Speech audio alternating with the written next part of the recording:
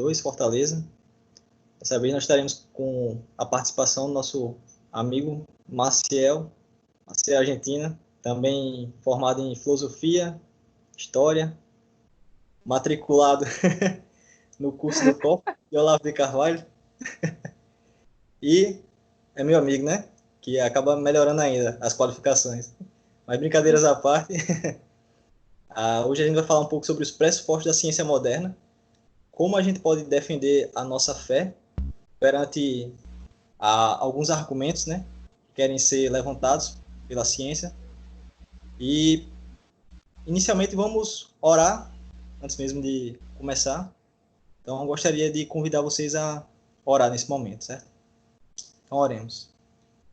Soberano Deus, eterno Pai, nós te agradecemos, ó Deus, por mais um dia na tua presença. Obrigado por mais uma reunião. Que essa reunião venha ser proveitosa, Senhor, na tua presença. Que nós venhamos a aprender mais e mais sobre aquilo que te agrada, Senhor. Que nós venhamos a defender a nossa fé e que nós não venhamos a temer as argumentações sofistas do mundo, ó Pai. Que cada dia mais o Senhor possa abençoar esse grupo da ABC2 e abençoar a vida dos nossos irmãos que ainda estão por vir, ó Pai, chegar nessa reunião. Peço que o Senhor abençoe a Maciel neste momento e que o Senhor possa falar conosco por meio dele, nos trazer ensino, ó Pai. Ensino bíblico, ó Pai, também. Então, assim que nós pedimos, em nome do teu Filho amado Jesus Cristo. Amém. Então, Maciel, Amém. você tem o tempo que julgar necessário. O pessoal depois também pode fazer algumas perguntas no chat, certo? E gostaria também de pedir que o pessoal não mutasse o Maciel, né? Porque às vezes o pessoal vai mutar a si próprio e acaba mutando o palestrante. Então, ter cuidado com isso. E basicamente é isso, pessoal. Então, pode ficar à vontade, Marcelo. Pronto. Graças ao Pai do Senhor Jesus Cristo a todos. Eu vou pretendo fazer com vocês aqui uma análise observando dois aspectos centrais, né? A gente vai analisar tanto um pouco do aspecto histórico, né, de como a historiografia tem retratado o conflito entre ciência e religião, ou seja, a gente vai tentar fazer uma radiografia, analisar um pouco até da genealogia também, de como a historiografia tem tratado o conflito de ciência e religião, né? Porque a visão que a gente tem do conflito entre ciência e religião é formatada geralmente entre duas vias, né? Tanto o nosso conhecimento advindo do ensino médio, como advindo dos filmes, das séries, todos aqueles estereótipos que a gente tem, né? Poucas pessoas vão se debruçar sobre a história da ciência, ou sobre filosofia da ciência, para tentar entender como as coisas ocorreram de fato, né? E por causa disso você tem uma série de estereótipos que são criados e poucas pessoas param para analisar de qual é a origem disso, né? Então, o que a gente pretende fazer aqui hoje é fazer uma análise disso aqui, né? Então, inicialmente, eu queria falar para vocês um pouco de como era o método historiográfico que foi utilizado para falar de ciência e religião, né? E por que a gente não tinha um entendimento muito claro, né, do que aconteceu. E depois a gente vai dar um passeio, a gente vai na modernidade e passar voltando até mais ou menos tentar chegar na nossa época sobre alguns aspectos, né, de como os pressupostos cristãos influenciaram nisso. Mas também aqui eu não quero dar uma visão idealizada. E os primeiros cientistas eram os 12 apóstolos e hoje a gente vive numa época que a gente só tem satanistas, coisa do tipo. Essa não é a intenção, até porque a gente vai ver também que dentro daquela época, mesmo de alguns cientistas que se auto-intitulavam cristãos, eles estavam envolvidos com alquimia, misticismo e até às vezes com concepções teológicas equivocadas, como foi, por exemplo, o caso de Sir Isaac Newton, né? E segundo alguns teóricos chegou a negar até a Santíssima Trindade. Então são todas questões que cabe a gente analisar com calma, né? Então, para início de conversa, eu queria falar para vocês um pouco dessa questão, né? Falar um pouco para vocês do positivismo, né? O positivismo ele é uma corrente que surge no século XIX, já com uma influência muito grande do iluminismo, e ele que vai predominar na forma que a historiografia é contada para a gente, né? A forma que a ciência é contada para a gente é muito influenciada pela ênfase positivista. E qual era basicamente as teses do positivismo, né? A tese central defendida pelo positivismo é que a história da ciência era um acúmulo gradual de conhecimento.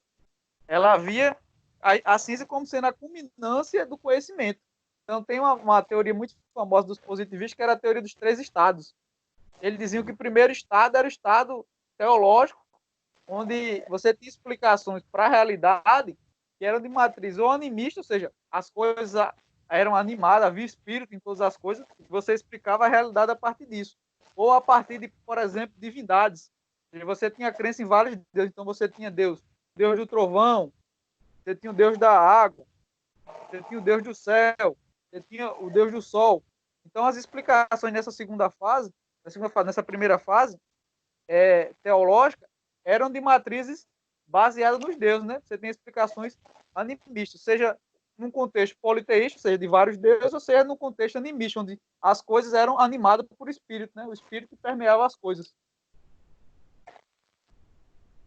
O segundo estágio, segundo os positivistas, seria o estágio metafísico, onde as coisas passam a ser explicadas pela filosofia e pelo monoteísmo. Então você vai ter, digamos assim, seu período de culminância na Idade Média, onde você vai ter a filosofia sendo utilizada como instrumento de explicação e a religião monoteísta, como sendo os dois eixos centrais que você utilizava para explicar tanto a história como o conhecimento de forma geral, né?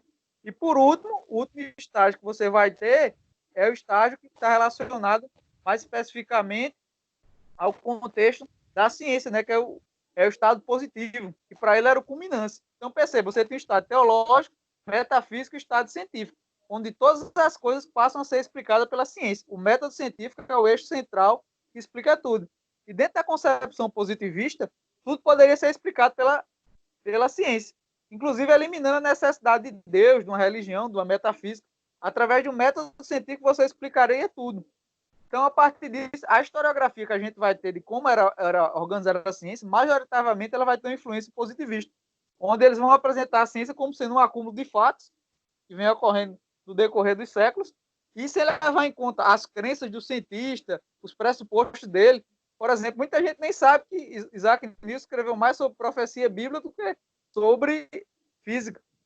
Então, a ênfase por exemplo, o Francis Bacon, que é o pai do método científico moderno, considerado pelos filósofos, ele era assumidamente, ele se dizia cristão, né? Apesar de ser um cristão meio esquisito, mas ele se dizia cristão. Ou anterior a ele, né, por exemplo, Roger Bacon, do século XIII, era abertamente cristão, né? Mesmo com sua grande ênfase no método indutivo, mas ele era abertamente cristão. Então, essas coisas não são colocadas. Por quê? Porque a ênfase está no suposto acúmulo de fato da ciência.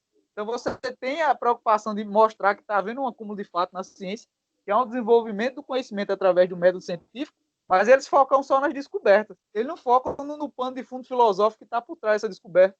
Eles ignoravam as crenças do cientista. Então, todo o pano de fundo filosófico que estava por trás do cientista, para a gente, é ignorado. Então, a gente vê o cientista como não, sendo geralmente aquele estereótipo, né? De um cara naturalista, que não acredita em Deus, ou se ele acredita em algum Deus muito exótico, espécie de panteísmo, Deus é uma força, uma energia, alguma coisa do gênero. Então, essa visão historiográfica que chegou até a gente foi de influência fortemente positivista, né?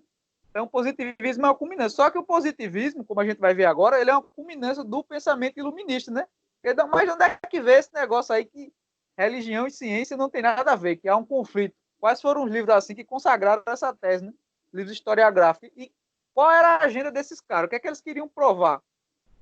Qual era o intuito deles ao fazer tal coisa, né? Então, a gente vai ver esses exemplos. Teve dois caras que foram centrais, né?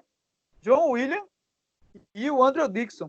O primeiro ele escreveu o livro History of the Conflict Between Religion and Science, que é um livro que trata a história do conflito de ciência e religião. O outro é a mesma coisa, só muda o nome, né? Que é a História da Guerra entre Ciência e Religião, que é do Andrew Dixon White. Esses dois livros, até hoje, inclusive, eles são citados por alguns autores como sendo aqueles livros que comprovam a tese que a ciência e a religião elas vêm em conflito desde sua origem, que é uma história desse conflito. Só que quando você vai, digamos assim, rastrear a raiz desses caras, eles eram um cara positivista, como a gente viu até então, mas muito influenciado pela concepção do iluminismo, né? Que tinha como seu inimigo principal o cristianismo. Tanto que a própria concepção de você colocar a Idade Média como sendo a Idade das Trevas, ou a Idade contrapondo com o iluminismo, que é a Idade das Luzes, está centrada nisso, né? Por quê? Porque a Idade Média é considerada a Idade das Trevas e o iluminismo a Idade da Luz. Para você fazer uma contraposição, né? Que o iluminismo está baseado em que luz? De onde é que vem as luzes do iluminismo? Vem da luz da razão humana. Então, a razão humana é aquilo que traz luz à luz do conhecimento. Enquanto na Idade Média você estava preso nas trevas. Nas trevas de quê? Nas trevas da religião. Então, essa própria glorificação do iluminismo como sendo a época das luzes, a época do entendimento, e essa visão negativa da Idade Média, essa visão pejorativa da Idade Média, como sendo uma época só de trevas, ignorância, já é uma propaganda iluminista, né? Já é uma tentativa de glorificar o iluminismo como sendo a época, e a Idade Média como sendo uma época decadente. Então, eles tinham uma clara agenda. Qual era a agenda deles? Diminuir a influência do cristianismo, diminuir a influência da religião na sociedade. Então, eles escreviam esses livros. O David Hume também vai escrever obras nesse sentido. O Thomas Huxley, que é conhecido como o Bulldog de Darwin, foi um dos caras assim, que ajudou a propagar a teoria da evolução. Ele dizia claramente um pregador leigo. Ele dizia isso abertamente, que o objetivo dele era levar para as pessoas a religião humanista. Então, esses caras tinham uma agenda clara de atacar o cristianismo. E para fundamentar essa narrativa, eles vão tentar o quê? Dar uma raiz histórica. Né? Eles vão dizer, ó, a gente é contrário ao cristianismo. O cristianismo é um atraso para a religião, mas isso não é... A gente não está inventando isso do nada. Isso tem toda uma raiz histórica. Então, eles tentavam demonstrar, historicamente, através de vários eventos, que o cristianismo estava atrapalhando o avanço, né, da ciência, né? Atrapalhando qualquer tipo de avanço científico. E esse problema já vem desde muito tempo, né, da própria noção que os iluministas vão ter em relação à própria... Já são fruto de uma distinção muito rígida entre razão e fé, né, que vai começar já lá com um escolar chamado Guilherme de Ockham, onde ele vai dizer que uma coisa é o conhecimento racional, outra coisa é o conhecimento religioso. Então, eles são esferas completamente distintas. Uma coisa não tem nada a ver com a outra.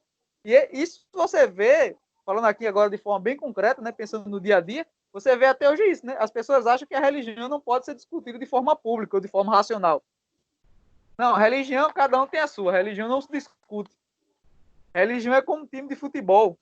Porque geralmente na modernidade, você vai ter essa noção que a religião está na esfera dos gostos. Ela não deve ser levada para a esfera privada. Gradativamente, o sonho dos iluministas era restringir cada vez mais a religião à esfera privada, tirando ela qualquer influência no que tange a esfera pública, na esfera do Estado, da cultura. Então, o sonho iluminista era justamente isso, né? Restringir cada vez mais a influência da religião. Então, os ataques que eles faziam à religião não era à toa. Eles vão fazer ataques mais variados. E esse livro de historiografia tem o intuito disso mesmo, de denegrir o cristianismo, né? Só que quando você vai observar o período medieval, você vai ver que é uma grande besteira, né? Você não tem essa idade das trevas. Pelo contrário, você vai ver que foi um período riquíssimo, né, de discussões, tanto filosóficas como de certos insights científicos. E a própria modernidade só é possível graças a coisas que aconteceram dentro lá do contexto medieval. Vou citar um exemplo para vocês. Eu não sei quando vocês estão familiarizados com história, né, mas um dos elementos assim que vai ser o ancestral do iluminismo é o Renascimento. O Renascimento ele procura resgatar a tradição clássica. Então, Sócrates, Platão, Aristóteles, vários escritores clássicos, tanto romancistas também, eles tentaram resgatar alguns elementos, e junto com isso eles começam a trazer também certos elementos do paganismo, né? Então você vai ver ali como Giordano Bruno, você vai ter como um dos caras que são influenciados por esses elementos, vai ter todo o Renascimento ali, vai estar influenciado por isso, né? E até uma coisa interessante, alguns historiadores, eles colocam a reforma como sendo um fruto do Renascimento. Só que o espírito renascentista, ele vai de encontro ao espírito da reforma. Por quê? Porque a ênfase do Renascimento vai ser na razão humana, na razão do ser humano como um critério para julgar a realidade, como sendo aquele padrão de referência que julga toda a realidade como critério. Enquanto a ênfase que acontece na reforma é o quê? A Bíblia, que é o critério final, que é a ideia do sola escritura. A Bíblia é o critério final que o cristão ele analisa a realidade, né? O critério central da análise da realidade. Mas você vê que havia um contraste muito grande com o que acontece naquele contexto ali do Renascimento. Então, os renascentistas eles vão ser os ancestrais do iluminismo. E isso só vai piorando, né, gradativamente, até que esse conflito vai se acentuando, né?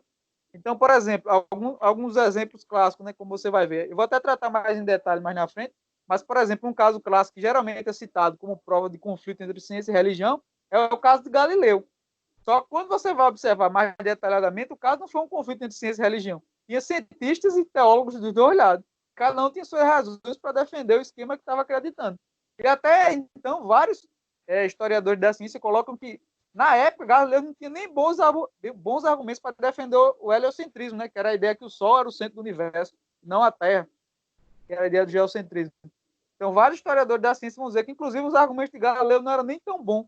Na época, existiam argumentos melhores para o geocentrismo. Então, você vê que é toda uma propaganda em cima disso. Né? Então, o primeiro ponto que eu quero estabelecer para vocês é a história de conflito entre ciência e religião nada mais é do que uma propaganda iluminista. Com o objetivo de quê? De atacar o cristianismo e reduzir a influência do cristianismo na esfera pública e restringir cada vez mais a religião à esfera privada. Ou seja, a religião só vai se tornar uma questão, no máximo, questão de gosto. Eles vão majoritariamente bater em cima dessas coisas com esse intuito, né? Então, todo desenvolvimento vai ser em cima disso. E como é que isso se aplicaria na atualidade, né? Vamos pensar aqui em alguns autores atuais, né?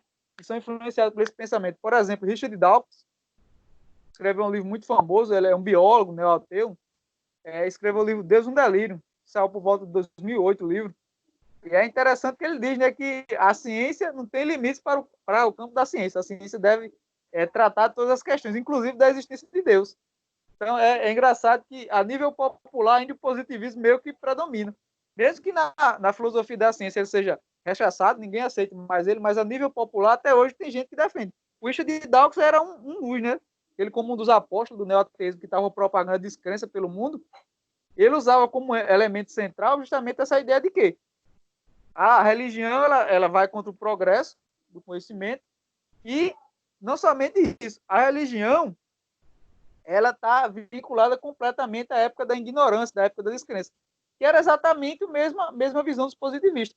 E também ele acreditava que não havia nenhuma área, nenhum aspecto do conhecimento que a ciência não pudesse abranger, né? Que era, obviamente, também uma tese positivista.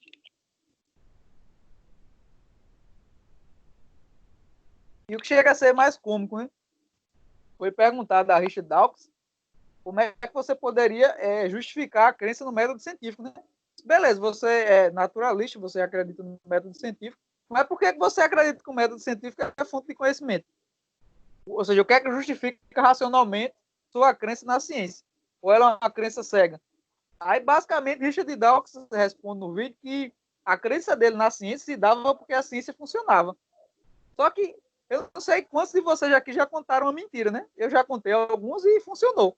Principalmente quando era criança, né? Contei algumas mentiras para enganar a minha mãe e funcionou. Mas a partir daí eu posso concluir que a mentira é uma verdade? Não. Então, o fato de você determinar a coisa funcionar não implica que ela traga conhecimento verdadeiro. Então, esse é um dos problemas até que os naturalistas vão enfrentar. Né? Eles não têm uma filosofia que justifique a existência da ciência. Né? Por que é racional você investigar a realidade? Por que eu espero encontrar nelas leis? Por que eu espero que a realidade seja racional?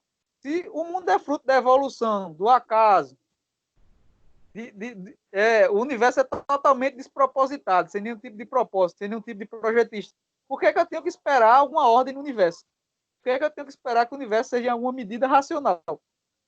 Então, até tem uma fala lá do Nietzsche também falando disso, né? Que se a gente tem uma evolução, nosso cérebro é uma evolução de um cérebro símil, por que eu tenho que confiar na minha capacidade cognitiva, minha capacidade racional? Porque se minha capacidade racional veio do irracional, como é que foi que se deu esse processo? E como é que eu posso justificar a minha credibilidade no mundo?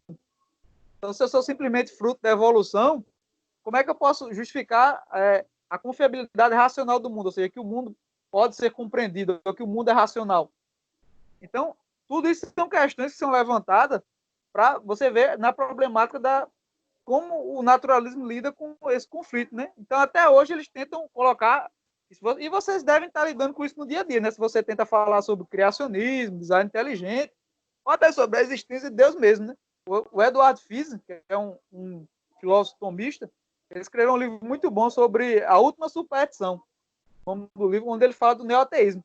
E uma coisa que é interessante, né? Ele diz que hoje na academia qualquer coisa é levantada em conta. Por exemplo, se você defende sexo com animais, como defende o filósofo Peter Singer da Universidade de Notre Dame, você é levado a sério. Vão discutir as suas teses. Se você defende marxismo, defende mais-valia, você vai ser levado a sério. Agora, se você menciona a tese da existência de Deus, em vários meios você vai ser rechaçado, taxado como supersticioso, vão deixar você levar à frente qualquer empreendimento de pesquisa nessa área, né? Então, no geral, você vê uma resistência muito grande, né? Graças a Deus isso tem diminuído, pelo menos na área de filosofia, hoje já tem um espaço bem maior para você discutir questões relacionadas à existência de Deus, com argumentos e etc. Mas em outras áreas, qualquer menção ao cristianismo já corta você. Até na monografia mesmo, eu já vi relatos de pessoas que mencionavam Deus nos agradecimentos e dava problema. Você tinha noção. O orientador fazia questão de questionar isso. Então, por quê? Porque para eles a religião não tem nada a ver com a esfera pública, com a esfera racional, intelectual, acadêmica. Então, a religião é algo que está relacionado só à sua esfera privada, é algo que você faz na sua igreja, você faz na sua casa. Então, você tem toda essa restrição da influência do cristianismo, né? Já como fruto disso. Então, o que eu quero deixar claro para vocês é isso, né? Retomando o ponto que eu disse, né? Primeiro, que toda essa história de conflito de ciência e religião é fruto do iluminismo. Segundo, ela tem um objetivo claro, né, que é restringir a influência do cristianismo. E, basicamente, a retomada que tem sido feita hoje por alguns neoateus é simplesmente um Ctrl-C, Ctrl-V das teses que já foram refutadas do século XIX em diante, né? Mas eles são retomados em certa medida. E a nível popular é comum que essas teses retomem mesmo, porque o pessoal não está familiarizado com filosofia da ciência, nem história da ciência a fundo, então eles aproveitam esse desconhecimento do pessoal para trazer essa propaganda, né, de que o cristianismo ele atrasava o conhecimento científico, ele servia como impedimento ao desenvolvimento do conhecimento científico. Então, retomando agora, né, vamos partir para agora para fazer algumas análises, né, algumas análises de como o cristianismo ele influenciou nisso, né? Em que medida o cristianismo ele pode ser considerado uma influência para o surgimento do método científico, né? Em que medida o cristianismo serve como base, né? Então, a primeira coisa que eu quero falar para vocês é que o cristianismo serve como base para o desenvolvimento do método científico, trazendo a ideia de que o universo é racional, né? Que o universo é passível de ser entendido, o universo é inteligível, ou pode ser compreendido pela mente racional, né? Então a ideia é o quê? Que o ser humano ele tem uma capacidade inata dada por Deus de conhecer o mundo, e o mundo ele foi estruturado de forma racional. Então, em alguma medida, eu posso conhecer o mundo, né? Essa é uma ideia que era muito recorrente entre os filósofos medievais, Santo Agostinho, São Tomás, entre outros filósofos, né?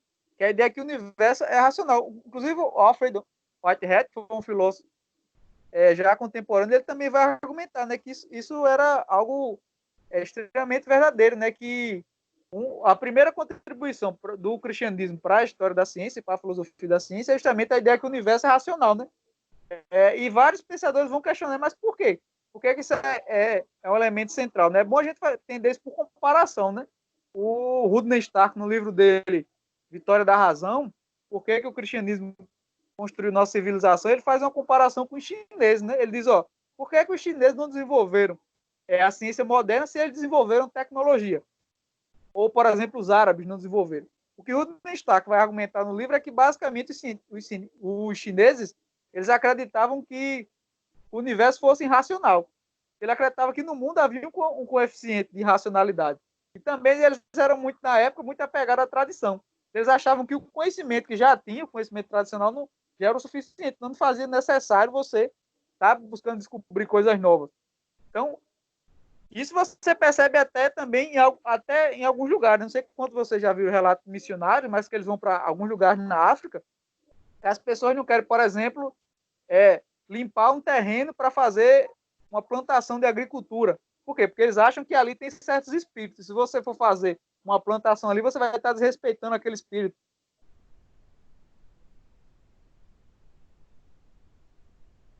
Ou como relato que eu já ouvi de uma missionária, né, que em determinado lugar que ela chegou, as pessoas eram contra, por exemplo, tirar foto. Elas acreditavam que tirar foto roubaria a alma da pessoa.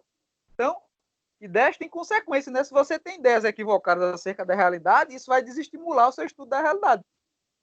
O exemplo que ele dá, outro exemplo que o Rudney Stark dá em relação ao contexto islâmico, né? Por que os islâmicos, apesar de também ter desenvolvido bastante tecnologia, não desenvolveram o método científico moderno? Ele vai dizer que o mesmo problema acontecia no contexto islâmico, né?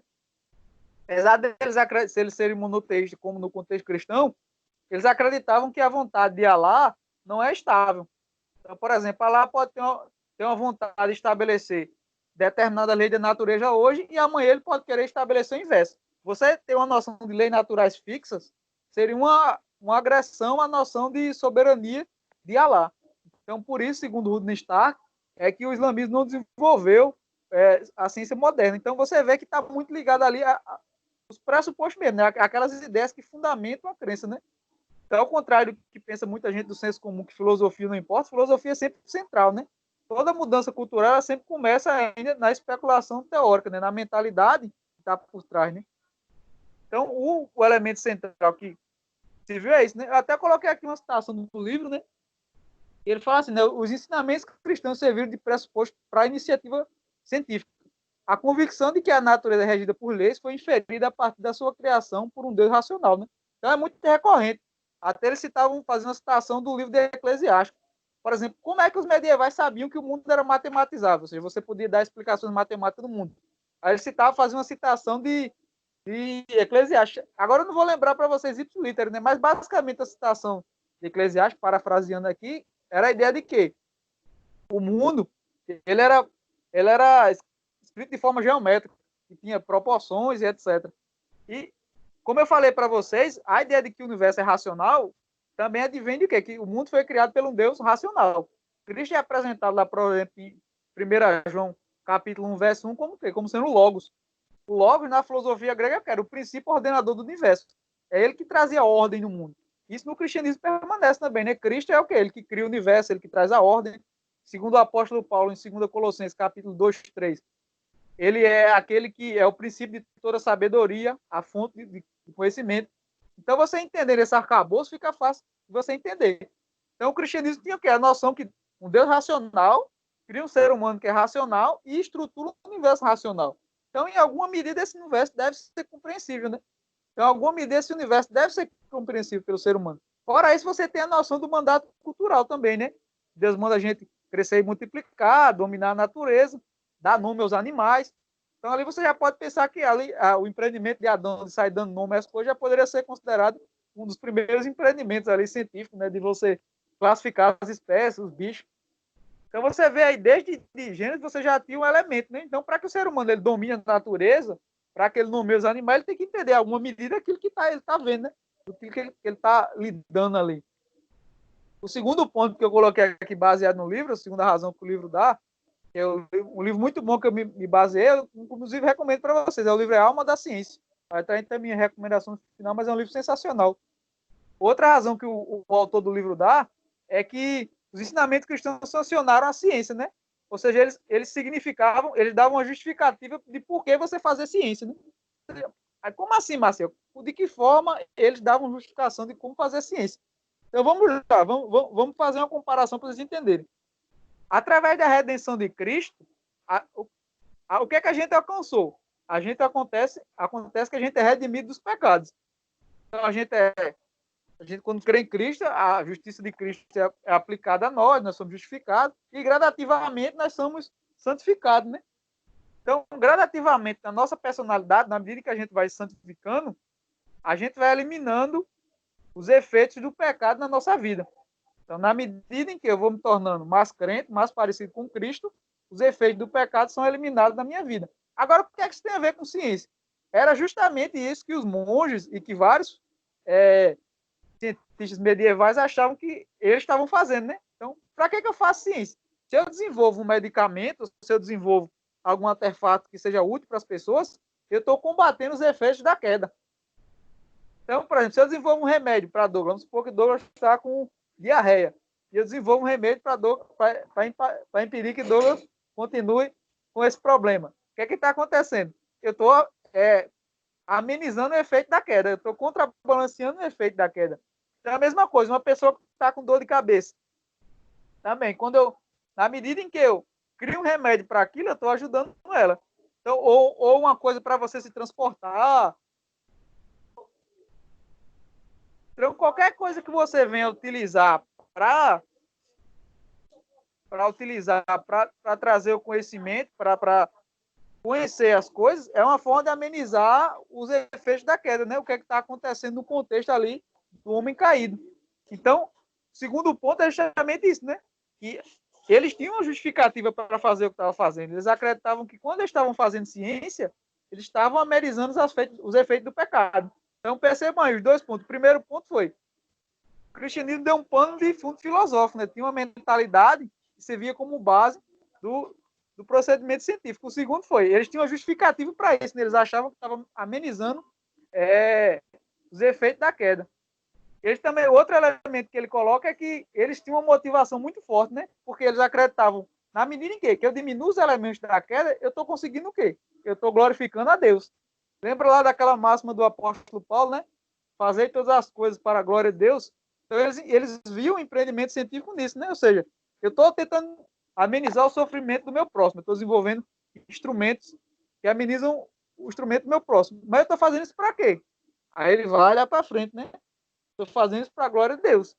Então, o cientista, quando ele estava investigando, isso é muito comum. Você vai ver o Copérnico falando isso, você vai ver vários cientistas falando isso, né? Que aquele tratado ele estava buscando entender a criação de Deus, ele estava querendo entender elementos da mente de Deus. Eles faziam orações, coisa que para a gente hoje é totalmente exótico, né? A gente tem uma escrita acadêmica hoje muito árida, que é muito técnica, aquele negócio muito fechado, mas no medievo era muito comum, tanto em tratados científicos como em tratados filosóficos, o cara parar o meio do tratado para fazer uma oração.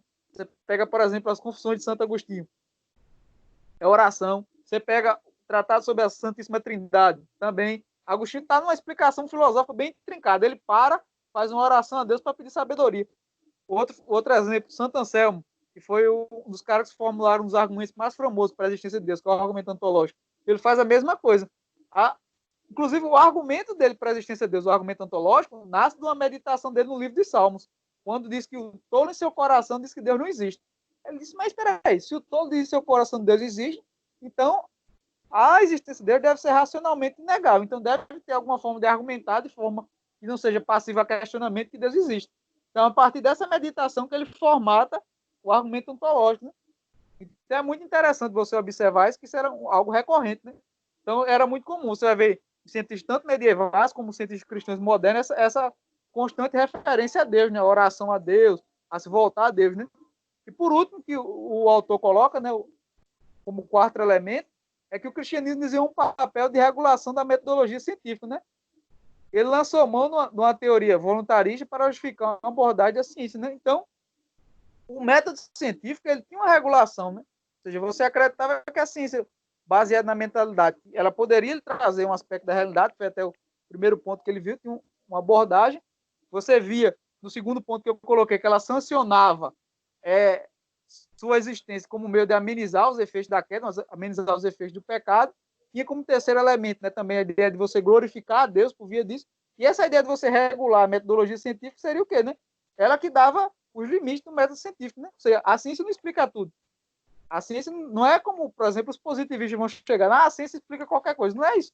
Eles sabiam que para a ciência ser possível, tinha um pano de fundo filosófico atrás. Né?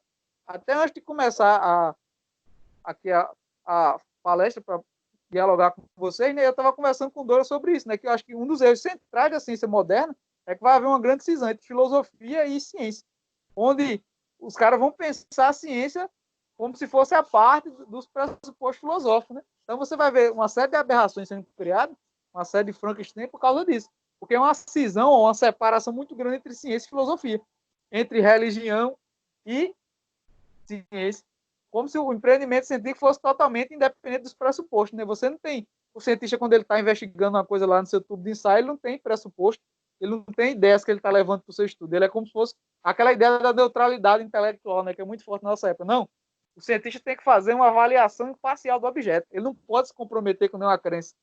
Então, a desculpa que os secularistas usam para atacar qualquer empreendimento que seja religiosamente direcionado é dizer isso, não. A ciência tem que ser neutra, o cientista tem que ser imparcial. Só que isso é uma das mentiras mais lavadas, né? O naturalista, ele não deixa de ser naturalista quando ele está investigando as coisas, ele não deixa de ser ateu.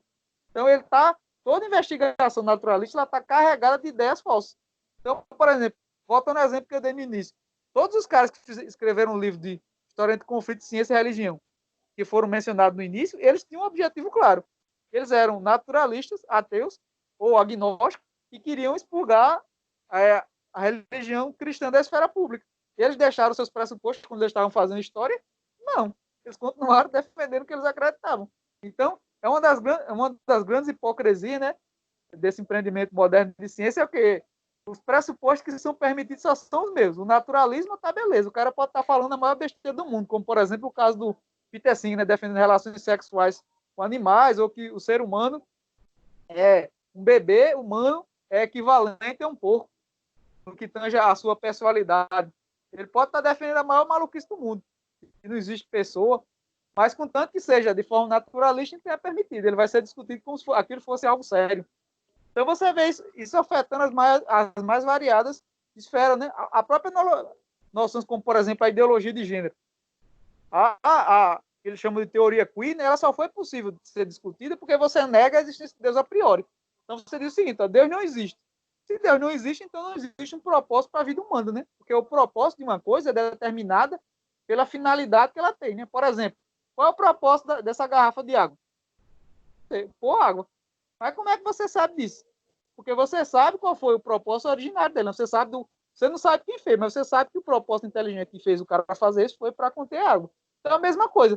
Se você observa um celular, você observa as coisas, você entende aquela coisa a partir da finalidade dela. Por exemplo, para que serve uma faca? Para cortar. Então, se não existe propósito para a vida humana, se não existe propósito da vida humana, você vem com a ênfase existencialista, né? Então, cada um pode criar um propósito para a sua vida. Cada um pode criar o sentido para a vida que ele quiser. Ele não tem que seguir mais um sentido pré-definido por Deus. Ele não tem que seguir mais o propósito de Deus, o objetivo divino. Eu posso inventar o que eu sou. Então, mas se eu posso inventar o que eu sou, por que eu não posso também inventar a minha sexualidade? Porque se é aquilo que é o que eu invento na minha mente que determina o que eu sou, por que isso tem que se restringir apenas à esfera de propósito da minha vida? Por que isso não pode também avançar, por exemplo, escalar para a área sexual? Foi basicamente um passo natural, né? Então, tudo começa com a negação da existência de Deus, né? Mas se Deus existe, existe um propósito pré-definido para o homem e para a mulher. Deus criou o homem e a mulher com sexo fixo e tem um propósito para isso. Mas percebam, toda a noção de ciência moderna, até a própria noção de natureza é viciada, né? Vou pegar um exemplo para ficar claro o que eu estou dizendo para vocês. No debate público, às vezes isso se perde, né? O debate entre cristãos e movimento LGBT, né? Isso fica muito claro. Porque é muito comum os cristãos dizerem que a homossexualidade é antinatural. E da mesma forma, o pessoal do movimento LGBT responde de forma revoltada. Não, a homossexualidade é natural. Você vê pinguins homossexuais, você vê cachorro homossexual, você vê gato. Então, como é que você está dizendo que... Só que o que eu quero que vocês percebam, como os pressupostos são importantes. O cristão e o LGBT estão falando coisas completamente diferentes. Porque qual é a noção cristã de natureza? Que vem desde lá de apóstolo Paulo, desde a escritura, né, até a nossa época. Quando a gente fala de natureza, a gente tem visto o quê? O propósito de Deus. Então, por exemplo, por que a homossexualidade é antinatural? Porque ela vai de encontro ao propósito de Deus para o casamento. Deus criou o homem para a mulher para eles se casarem. Então, qual é o propósito de quê? Que o homem case com a mulher. Esse é o propósito de Deus. Só que qual é a noção de natureza nessa época aqui, na época moderna? Deus não existe. Se Deus existe, ele não é relevante para a investigação científica, né? Como, por exemplo, era a noção do deísmo, né? Deus criou o mundo, deixa o mundo funcionando, não estou nem aí para o mundo. Mas, qual é a noção? Deus não tem nada a ver com isso. Então, como é que eles definem natural e antinatural? Natural é qualquer coisa que existe no mundo. Qualquer dado da natureza é natural. Então, por exemplo, você tem pinguins homossexuais. Então, isso é natural. Você tem cachorros homossexuais. Então, isso é natural. Então, percebam a diferença. Enquanto uma leva em conta o propósito de Deus, a outra não leva em conta o propósito de Deus. A outra leva em conta o estado das coisas atual. E tem um segundo problema. O ser humano no estado atual, ele está no estado o quê? Caído. Então a gente sabe que toda a natureza está no estado de desarmonia. Por quê? Porque ela foi afetada por quem? Pelo pecado. Então percebam aí o problema. Ele toma o estado atual, o estado caído, como se fosse normativo. Ou seja, aquilo que dissesse que era certo e errado, que é bom e ruim. Então é tanto que você vai ver na modernidade éticas completamente malucas, né? Como, por exemplo, do Marquês de Sade, que ele é o pai da revolução sexual. Ele dizia que o estupro era correto, que o roubo era correto. Então, mas baseado em quê? Porque ele vai dizer, essas coisas são naturais. Toda coisa que acontece no mundo é natural. Então, qualquer vício do homem é natural. O homem, ele naturalmente tem inclinação para querer se relacionar com várias mulheres. Então, isso é bom, isso é natural. Você querer refrear esse instinto humano que é ruim. Então, perceba, essa noção moderna de natureza como sendo completamente indiferente a Deus, como ignorando completamente o propósito divino, é que justifica a visão homossexual. Então, resumindo o ponto, é isso. A noção cristã de natureza leva em conta o propósito de Deus. Enquanto a noção LGBT, ela leva em conta só o que existe no mundo. Qualquer coisa que seja dada da realidade é uma coisa natural. Então, perceba, são noções completamente diferentes. Um está falando de abacaxi e o outro está falando de abacate. Então não tem nada a ver. Então, a concepção de natureza é completamente diferente. Então, é fundamental que a gente entenda esse pressuposto filosófico até para que a gente clareie nossas discussões. Mas agora me diga, quem quando está no debate público fala isso para vocês? Quem quando está no embate lá discutindo, não, a homossexualidade é antinatural. Tá? Diz isso para vocês. Ninguém, porque a maior parte das pessoas não percebe isso. Elas não percebem. E, no geral, quando o cristão diz que a homossexualidade é antinatural, dentro desse contexto, o que existe entende o quê? O cara está me dizendo que eu sou uma espécie de cobra de duas cabeças, eu sou uma aberração da natureza. Ou seja, simplesmente eu sou um elemento incomum na natureza. Eu sou como uma cobra de duas cabeças, um homem que nasceu com duas cabeças, ou um cara que nasceu com o braço deformado, ele acha que você está dizendo isso dele. Só que, na verdade, você não tem nada a ver com o que você está falando. Você está falando do que tem o propósito divino. Ou seja, você não está seguindo a finalidade que o Deus Criador, o projetista do universo, criou você. Então, percebam que é uma noção de propósito completamente diferente, né? Então, retomando meu ponto, a gente viu até agora 4 pontos centrais, né? Primeiro, a gente viu que a ciência serve como base, como pressuposto do cristianismo, ou seja, como pano de fundo filosófico e de mentalidade que fundamenta a ciência moderna.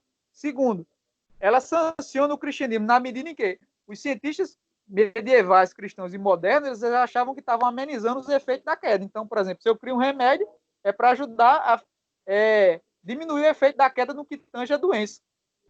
Terceiro, a gente viu que eles tinham motivação de glorificar a Deus em tudo, então por isso que era muito comum eles pararem no meio de reflexões científicas ou filosóficas para fazer orações, e eles acreditavam que Deus era fonte disso, então por isso que eles sempre estavam retomando. E quarto, eles não eram positivistas, ou seja, eles acreditavam que a filosofia limitava a ciência, a religião limitava a ciência. A ciência tem seu campo legítimo, mas ele é delimitado. Então, ele não investiga tudo. A ciência não tem uma investigação ilimitada da realidade, ela tem um campo que é propriamente dela, né? Então ela não pode ir para além disso, porque se ela for para além disso, ela vai criar aberrações, como foi o positivismo, né? E ela não tem uma justificação inerente para si mesma, né? Por exemplo, só para ficar claro para vocês isso, lançando uma pergunta básica, né? Por exemplo, por que eu não devo lutar para que toda a humanidade seja extinta? Como, por exemplo, defende alguns ambientalistas radicais, né? Eles dizem que o ser humano é o câncer do mundo. A gente tem que matar todo mundo, deixar só os animais. Então, por que a gente não deve eliminar toda a raça humana? Se o ser humano é o câncer do mundo, a causa do aquecimento global, por que a gente não deve eliminar toda a raça humana da existência? Como alguns ambientalistas radicais fazem. A gente, quanto cristão, a gente tem razões teológicas e filosóficas para dizer que não, isso é uma maluquice. O ser humano não é o câncer do mundo, ele é a coroa da criação de Deus. Agora, o materialista, ele vai dizer o quê? E que o ser humano é fruto disso. Como é que você vai justificar? Ele é fruto do acaso, do nada. Qual é o fruto? Então você não tem como dar uma explicação materialista, né? Por exemplo, qual a diferença do ser humano, por exemplo, um notebook que está na minha frente com uma pedra? Só a composição química dele? O que é que dá valor ao ser humano? Então, percebam onde eu quero chegar. Por exemplo, os direitos humanos, quando eles foram formatados, foram formatados em quem? Em referência a um criador. São direitos dados pelo criador. Agora, se o criador não existe, então de onde é que vem os direitos dos seres humanos? De onde é que vem o valor humano? É simplesmente aquilo que o Estado diz que é o valor humano? É aquilo que as pessoas convencionam que é o certo? Então não tem. E a mesma coisa vale para o empreendimento científico. Qual a importância da ciência? Por que eu devo criar novas tecnologias? Por que eu não permito logo que todo mundo morra de uma vez e acabe o mundo? Tem sentido. Dentro da concepção naturalista, é mais ou menos o que o Sartre trabalhava, o Nietzsche também, né? Se você é um grande pensador, ou se você é um mendigo, um bêbado, um drogado, não faz diferença. A vida é um absurdo, nada tem sentido. A Terra é um minúsculo planeta, né, no meio do universo gigante que está fadado à destruição. Então, sua existência vai durar, estoura, né, uns 80 anos e logo vai ser esquecida. Então, qual a importância da sua vida? Nenhuma.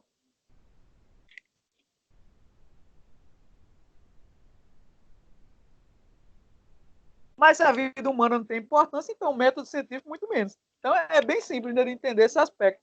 Você vê que como o naturalismo é danoso, até o próprio empreendimento científico, né? Então, seguindo aqui, já caminhando por fim, né, eu só vou falar rapidamente para vocês aqui do caso de Galileu, né? Eu não vou poder entrar em detalhes, então, até por causa que o tempo já está avançando e eu também não quero me delongar muito, né? No caso de Galileu, é o caso clássico lá entre geocentrismo e heliocentrismo. Esse é o caso geralmente mais citado para dizer que a ciência estava em conflito da religião. que havia um conflito tradicional entre ciência e religião. Então, em que medida isso é um equívoco? Em que medida isso está errado? Primeiro, vamos definir o que era, né? O geocentrismo, para quem não lembra ainda da época da escola, o geocentrismo era a tese que a Terra era o centro do universo. E o heliocentrismo era o inverso. E o Sol era o centro do universo. Então, hoje, exceto nossos amigos terraplanistas, quase todo mundo tende ou heliocentrismo ou uma tese que diz que não tem centro nenhum. Geralmente, a visão majoritária é o tipo de heliocentrismo ou a Terra não tem centro nenhum. Pelo menos o que me chegou ao conhecimento, né? Mas, na época, as duas teses em choque vai ser o geocentrismo e o heliocentrismo. Só que, de onde é que veio a noção geocêntrica? Porque ela era muito forte no medievo, né? Ela vem, primeiro, de influência aristotélica, né? Eles tinham uma noção do universo tendo uma série de camadas, tendo a lunar e sublunar, e eles acreditavam que havia uma correlação entre a ordem que existia nos astros com a ordem que era organizada a sociedade. Então, por isso que eles eram também muito resistentes, né? E na época, quem estava discutindo dos dois lados, tinha filósofos e cientistas dos dois lados. Tinha tanto filósofos e cientistas que apoiavam Galileu, como filósofos e cientistas que iam contra Galileu. Vocês têm a noção de Nicolau Copérnico, que foi um cara que veio bem antes de Galileu e Johannes Kepler, que também era um heliocentrista. Eles fizeram dedicatória para cardeal, para papa. Eles não eram perseguidos por ter essa visão. É interessante, né? A primeira coisa que você estabelece é isso. O heliocentrismo já existia, mas ele não era perseguido pela igreja. Mas por que o caso de Galileu foi tão marcante, então, né? Só para complementar para vocês, antes de entrar no Galileu especificamente, eu lembrei até agora de um argumento, né? E um dos argumentos que eles usavam na época era o argumento da paralaxe, né? Como é que eles defendiam o geocentrismo? Eles tinham um argumento bastante forte, né? Que é o argumento da paralaxe. Então, para ilustrar para vocês, eles diziam o seguinte: se o universo tivesse movimento, como explicar o fato de que todo dia eu vejo as mesmas estrelas? Então, ele dizia o seguinte: por exemplo, se eu estou andando de carro, e passando pela rua, eu estou olhando a paisagem, a cada momento que eu vou andando, a paisagem ao meu redor vai mudando. E não volta para aquela paisagem no outro dia. Eu vou andando em linha reta, a paisagem vai mudar forever alone. Então, por que todo dia de noite eu vejo as mesmas paisagens? Porque todo dia eu vejo as mesmas estrelas. Então, se eu vejo todo dia as mesmas estrelas, é sinal que o universo, a Terra não está girando, ela está fixa. Isso é a prova que, porque se ela estivesse andando, a paisagem ao meu redor, no caso as estrelas, os astros, estariam mudando. Então, esse era um argumento muito forte, né? Galileu vai tentar contrapor, ele vai usar um argumento a partir das ondas do mar, mas na época não tinha tanta força, né? Ele tenta correlacionar, por exemplo, o movimento da Terra às ondas que o mar fazia. Então, ele não tinha argumento na época tão contundente, né? Os heliocentristas depois vão desenvolver argumentos bem mais técnicos, também vai ter um aparato para observar os astros bem mais avançado posteriormente, né? Mas então, uma das coisas que agravou o caso de Galileu foi houve essa discussão, né? Começaram a envolver também teólogos discutindo justamente a interpretação de certos textos bíblicos que aparentemente davam a entender o geocentrismo, né? Isso também agravou o problema, no caso de Galileu. Só que o ponto central que fazia a Galileu ficar amarrado não era nem somente isso, era justamente isso. Para que a tese de Galileu fosse posta como verdadeira, você teria que derrubar boa parte da física aristotélica, né? Isso para eles era muito complicado. E o que agravou ainda mais o caso de Galileu foi que Galileu fez um diálogo, uma obra escrita em formato de diálogo, que colocava a opinião do Papa na boca de um idiota. Aí, lembremos que o Papa, na época, ele tinha muita influência, né? Então, o Papa ficou pé da vida de Galileu. Aí, muita gente diz, não, Galileu foi morto. Mas Galileu não foi morto, Galileu só foi exilado. Nem morto ele foi. É outra mentira que eu já vi até, já vi sendo dito até na universidade, que Galileu foi morto. Ele é um mártir da ciência. Mas mentira, Galileu nem morreu. Ele foi exilado, né? A gente sabe que isso, obviamente, era um equívoco, né? Que a Igreja Católica fazia. E o livro dele foi colocado no Index, que era um índice de livros proibidos, né? Que a Igreja Católica fazia na época. Então, o que a gente vê no caso de Galileu. O caso de Galileu, vários autores, isso é basicamente consensual, não foi um conflito entre ciência e religião. Foi um conflito entre ciência versus ciência, filosofia versus filosofia, e uma forma de interpretar a teologia natural com outra forma de interpretar a teologia natural, né? Porque o que Galileu dizia, ó, quando a interpretação bíblica entra em choque com a interpretação da natureza, então você tem que reinterpretar a escritura. Tem que ter alguma coisa errada na sua interpretação bíblica. Então, Galileu tinha uma visão de teologia natural, ou uma visão de relação entre ciência e fé, entre fé e razão. E outros, lá no debate, eles vão defender outras concepções, né? Que quem teria que ser reinterpretado, no caso, seria a interpretação científica. Né? Eu não vou entrar nessa discussão, porque não é pertinente para a gente no momento. Mas ali o conflito fica claro. Se você vai em minúcias do conflito, não tem nada que evidencie que foi um conflito entre ciência e religião. Ou seja, a galera não estava perseguindo Galileu porque ele era cientista ou porque ele era heliocentrista. A prova disso, a prova acabou é que Nicolau Copérnico e Johannes Kepler escreveram o livro para cardeal e papa, com dedicatória, defendendo a mesma tese que Galileu. Agora, o que agravou Galileu, o problema dele foi justamente isso, né? Ele querer forçar a tese dele como sendo verdadeira e ter colocado a visão do Papa como sendo um tolo. Aí criou todo um entreveiro político, né? Um político e religioso, ao mesmo tempo. Porque a gente sabe que as duas coisas na época eram trincadas, né? Não tem como você fazer uma distinção rígida. Então, ali foi um conflito muito mais complexo, né? Você dizer que foi um conflito de ciência e religião é você minimizar o problema. Tinha filosofia, tinha ciência, tinha religião, tinha interpretações teológicas diferentes de fé e razão. Então, tinha um pouco de tudo, né? Então, por aqui eu concluo, né? Espero que tenha ficado claro para vocês aí em que medida é importante, né, as pressuposições cristãs para entender a ciência moderna e como a ciência moderna é danosa, né? Quem sabe no futuro aí talvez eu volte para falar para vocês de como fazer uma filosofia cristã da ciência, né? Quais são as possibilidades que o cristão pode pensar nessa questão de entender a ciência, né, de forma realista ou antirrealista, instrumentalista, que são teorias de como você pode correlacionar a ciência, se ela é uma fonte de conhecimento verdadeiro ou não, se ela é uma fonte de opinião apenas. Isso aí, quem sabe, no futuro. Então, eu agradeço aí a oportunidade, agradeço a paciência de vocês e peço aí desculpa se alguma coisa não ficou clara, mas podem perguntar aí, fiquem à vontade para perguntar, questionar.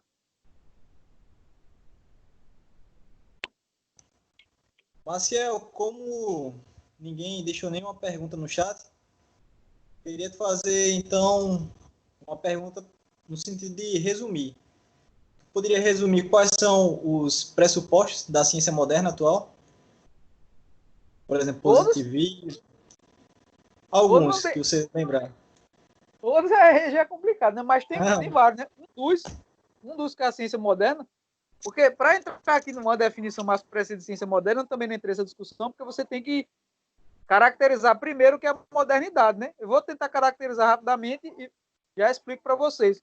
Então, ó, modernidade aqui eu acho que tem como eixo central a noção da razão humana como sendo critério final de julgar toda a realidade, né? É mais ou menos uma retomada da máxima do filósofo sofista, não sofista, que é Protágoras, e dizer que o homem é a medida de todas as coisas, na medida em que são, e das que não são, na medida em que não são. Então, a razão humana se torna o critério final para julgar tudo. Então, certo e errado, bom e o mal é entendido em termos da racionalidade humana. A racionalidade humana que vai ser o critério para julgar isso. Então, basicamente, o elemento central do iluminismo é esse, né? Que a razão humana, ou ser humano, é isso, né? Ou que o Rushdon também fala, né? Que o humanismo é justamente isso, né? Quando você eleva o ser humano como critério, o patamar final de tudo, né?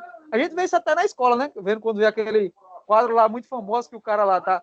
Tem um globo e tem um cara lá. Esqueci o nome do quadro agora. Mas tem um globo dando a ideia de quê? Que o homem agora é o centro das reflexões. Deus não é mais o centro da reflexão, o homem.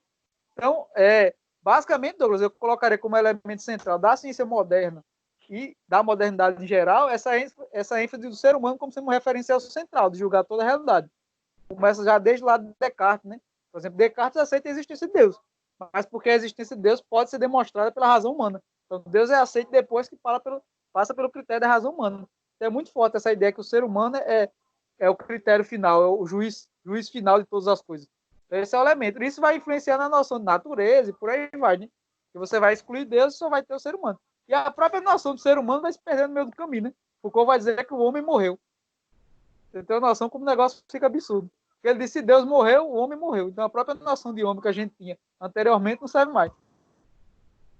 Uhum. E também, Marcel, queria pedir para citar, por exemplo, alguns livros que para alguém que se interessar mais sobre o tema, né? E até colocaram o livro aí, né? Alma da Ciência aí.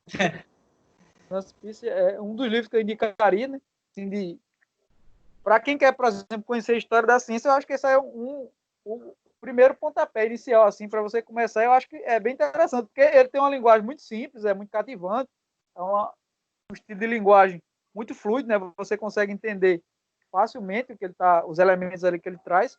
Mas, para além dele, eu indicaria outros, né? Quem quer já se aprofundar mais na discussão, eu recomendaria o livro do Clarke, né? A Filosofia da Ciência e a Crença em Deus. Para quem quer ter um entendimento filosófico, né, de como se dá a discussão de filosofia da ciência, eu recomendaria esse. Ele, principalmente porque no livro do Clarke ele vai discutir tanto um pouco do que eu falei para vocês, né, de certos pressupostos que vão formatar a ciência moderna, como ele vai ter uma crítica avassaladora, essa noção de ciência que foi forte na modernidade, né, o que, é que a gente chama de indutivismo. Então ele vai ter uma crítica demolidora, e daí ele vai propor uma teoria, né, que é chamada de operacionalismo, que é uma das possíveis propostas de como o cristão pode entender a ciência na nossa época. Né? Mas é bem interessante. Eu recomendo, como recomendação central, acho que esses dois livros seriam o pontapé inicial, né?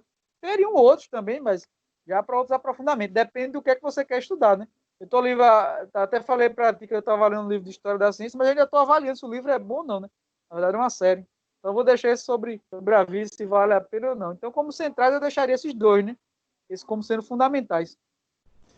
Pediram para tu repetir o nome do livro, Marcial, de Clarke. A Filosofia da Ciência e a Crença em Deus. Inclusive ele tem pela Amazon. Tem pela Amazon em e-book. E Né? lançaram até com uma capa nova recentemente. Então, agradeço, Marcel, pela sua participação. Gostaria de pedir para você orar, encerrando esse momento, certo? Certo? Então vamos orar. Soberano Deus, eterno Pai, nos agradecemos, Senhor.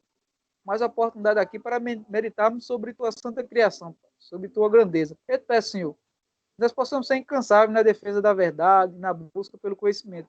Porque nós sabemos que toda a verdade é verdade que vem de ti, Pai. Que nós não possamos nos acovardar, Pai, diante do conflito do mundo, de toda a militância neoateísta, militância secularista que tem se levantado contra o teu conhecimento, Pai. Mas que nós possamos refutar todos os sofismas e que possamos ser militantes firmes na causa de Cristo, Pai. Nós não possamos esquecer que somos arautos do teu reino. Pessoas que estão prontas a morrer por ti, por defender a tua fé. Ó, Pai, te agradeço por esse momento. Em nome santo do Senhor Jesus. Amém. Amém. Então, gostaria de agradecer mais uma vez ao Maciel, agradecer a participação do pessoal também que esteve aqui conosco. Nós pretendemos continuar em reuniões, né, da ABC2 online, por lives aqui também no Skype. E nós também temos um Instagram agora, então vocês podem nos seguir, é ABC2 Fortaleza. Então, gostaria de finalizar assim, pessoal. Agradeço e obrigado por estar aqui com a gente. Até mais. Valeu. Sim, Douglas, só depois tu passa para Marcelo. Tu gravou, né? Depois tu passa para Marcelo lá.